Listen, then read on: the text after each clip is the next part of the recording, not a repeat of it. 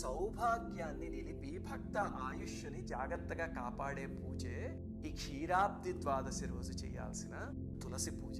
ఏమిటండి అసలు క్షీరాబ్ది ద్వాదశి అంటే?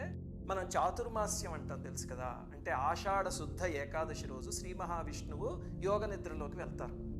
మళ్ళీ కార్తీక శుద్ధ ఏకాదశి రోజు ఆయన యోగ నిద్రలోంచి మేల్కొంటారు. ఇది అందరికీ తెలుసు కదా చాతుర్మాస్యం అని.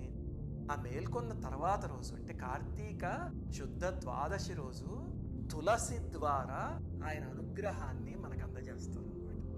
ఆ రోజు తులసి మొక్క అపూర్వమైన శక్తిని సంతరించుకుంటుంది తులసి మాత. ఆ రోజు కానీ ఆ తల్లిని నారాయణ సమేతంగా పూజించగలిగితే కనుక స్త్రీలకి సౌభాగ్యం అద్భుతంగా సిద్ధిస్తుంది అని పురాణాల్లో చెప్పారు.